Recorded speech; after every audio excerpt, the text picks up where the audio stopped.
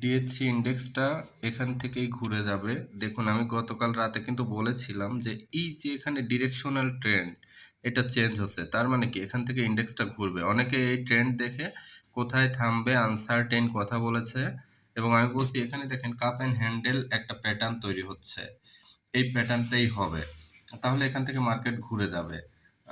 ওই যে বিভিন্ন বড় বড় বোদ্ধা দেখি যে লং টাইম মার্কেট ডাউন হবে, এগুলো কথা বলে আরো প্যানিক তৈরি করে মার্কেটে।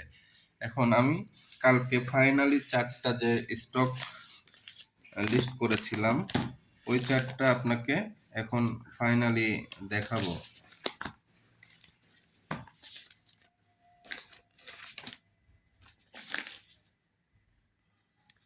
দেখুন এখন মেন চলে যায় অ্যানালাইসিসে।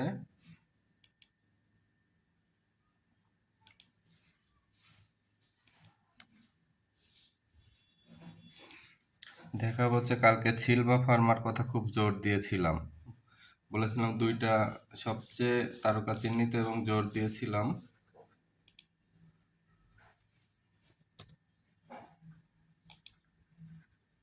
দেখুন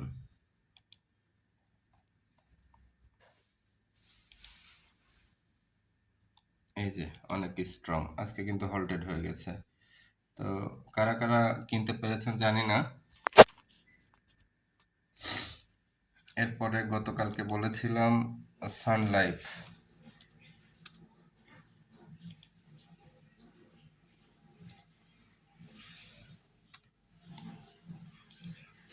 সান লাইফ বলেছিলাম যে এখানে যদি ট্রেন্ড পজিটিভ হয় তাহলে এটা আরো দূর আগাবে।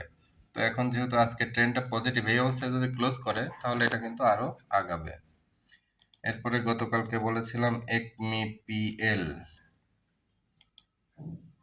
একমি পেস্টিসাইড। দেখেন এখানে একটা ছোট্ট বডি করে কারেকশন নিচ্ছে, এই কারেকশনটা কিন্তু ভালো, পরের দিন আবার বড় গ্রিন ক্যান্ডেল দিবে।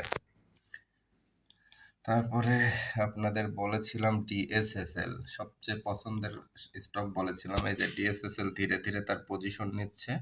এই কটা স্টকই আজকে জন্য ভালো লাগলো। আরেকটা ভালো লাগছে, কয়েকদিন আগে বলেছিলাম একটু কারেকশন হয়ে এটা আবার ট্রেন্ড নিচ্ছে, এই যে মুন্নু ফেব্রিক্সটা। মুন্নু ফেব্রিক্সের দিকে নজর রাখুন। আর এশিয়াটিক ল্যাবটা দেখে আসি। আজকে এই যে ছোট ছোট এই ক্যান্ডেলগুলা বারবার তৈরি করতেছে।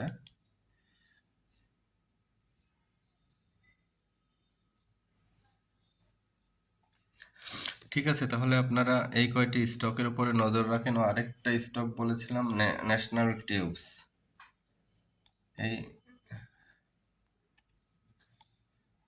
এই স্টকটা আমার কাছে খুবই গুরুত্বপূর্ণ মনে হয়েছে, এই স্টকটা নজর রাখুন।